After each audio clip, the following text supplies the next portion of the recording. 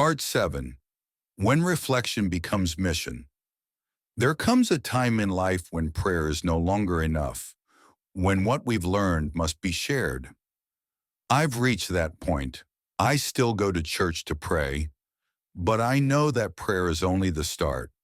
What matters more is what happens after, how I live, what I share, and how I serve. That is what this chapter is about, turning faith into action and reflection into mission. 1. The awakening, from stillness to calling. There was a time when I thought faith was simply about being good and quiet, reading, praying, and keeping to myself. But the more I listened, the more I felt a push inside me, as if God was saying, "You've learned enough to help others now. Go and share." It wasn't a loud voice. It was a quiet nudge that grew stronger each day. I began to realize that everything I went through, my studies, my mistakes, my long years of work, all of them were training ground. They prepared me to speak, to encourage, to explain, and to connect. That was my awakening. It was not about becoming a preacher or a scholar, but about becoming available to let my voice and experience serve others. 2. The new shoreline, discovering the mission field. When Jesus told his disciples to cast their nets again, he didn't send them to a new sea. He simply told them to try again. Same sea, different heart. That's how I see my life now.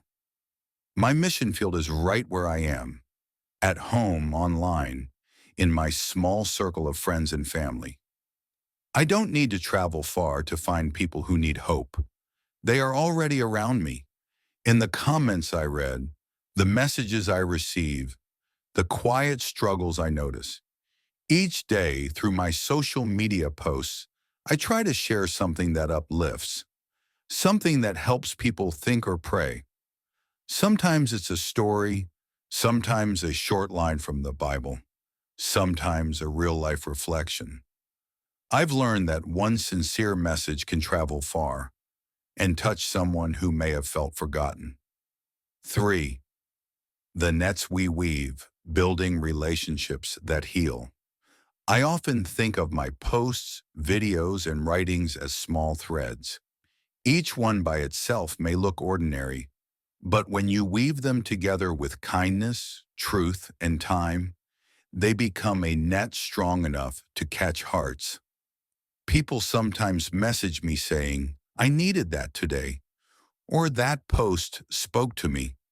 That's when I know the net is working, not because I am good, but because I allowed God to use what I already have, my time, my words, my faith. In the end, what people need most is not a lecture, but connection. They need to feel that someone understands. That's the net we're all called to weave, to make others feel seen, valued, and loved. Sure, the tide of collaboration. When small efforts unite. I've realized I'm not alone in this work. There are so many others, writers, priests, mothers, young people, all sharing their own reflections online, each in their own way. And together we form something larger than we see. When one person prays, another writes, and another shares, it creates a ripple. That's how God works today, through simple collaboration.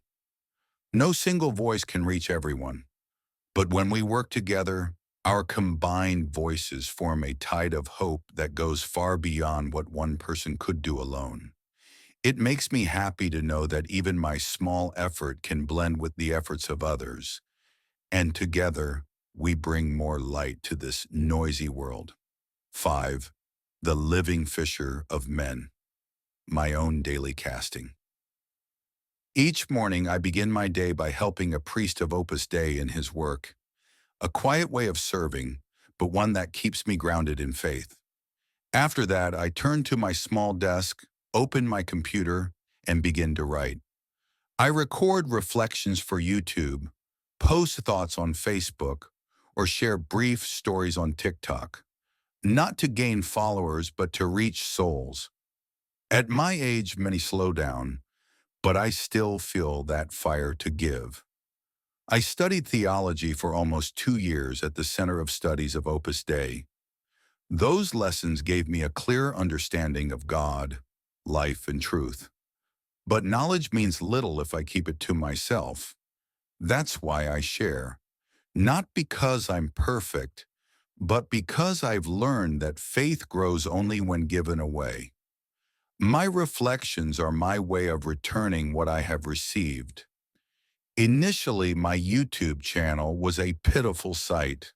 Very few views, almost no subscribers. But I kept going. I learned, I improved, and I prayed that somehow these simple videos would reach the right people. Today, the channel has grown a lot. My goal this year is to reach at least 500,000 views. Still very modest, but meaningful to me, because what matters is not the number. It's the growth, the reach, and the chance to touch lives. I was surprised to discover that my videos have reached around 80 countries, including places I never imagined would respond.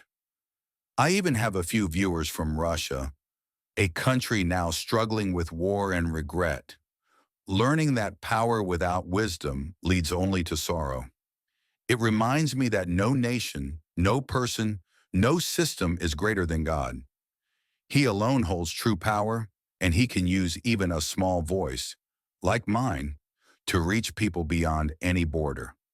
So each day, I keep casting, using the tools of this time to spread light and truth. Even in my advanced years, I can still be part of God's work. The mission continues, not because I am strong, but because His grace sustains me. 6. The jar and the world. What will you pour out? Each of us carries a jar. Some fill theirs with knowledge, some with wealth, others with time and talent. But one day all jars are meant to be poured out, not kept sealed, because a full jar that stays closed will eventually spoil, but one that is shared will keep giving life.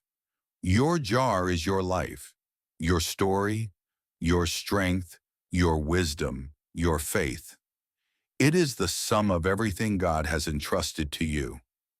But the real question is not how much you have collected. It is what you are doing with what you have. When God fills a jar, He doesn't do it for decoration. He does it for mission. He fills you with experience so you can guide. He blesses you with wealth so you can uplift. He gives you pain so you can understand others' suffering. He allows your jar to crack sometimes, so grace can leak out and touch others through your wounds. The world today doesn't need more full jars. It needs more poured out ones. Men and women willing to spend their gifts in service, to use their platforms for truth, to live generously even when unnoticed. The miracle at Cana began when someone poured. The feeding of the 5,000 began when someone offered his loaves and fish. Grace multiplies when we give, not when we guard. Maybe your jar is not as grand as others. Maybe it's chipped, small, or half-filled. But remember, it's not the size that matters. It's the sincerity of the pouring. God never asked for perfection, only participation. He takes what you give and turns it into something more than you imagined. So before you close your jar at night, ask yourself, what did I pour out today? Did I share a word of kindness, a lesson from failure, a prayer for someone unseen? Did I give joy, peace, or hope to even one soul? Because when the end of life comes, God will not ask how full your jar was. He will ask how much you gave away. The world is thirsty, and you, my friend, are the jar He has chosen. Whisper moment. The world is thirsty. Pour out your jar. for grace multiplies only when given away.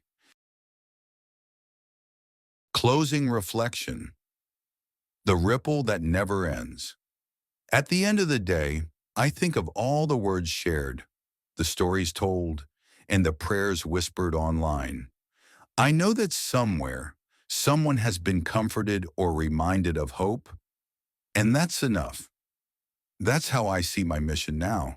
It's not about being popular or recognized. It's about doing my part while I still can. To let others know that faith is alive, that God listens, and that kindness still matters. Love does not end. It only changes direction.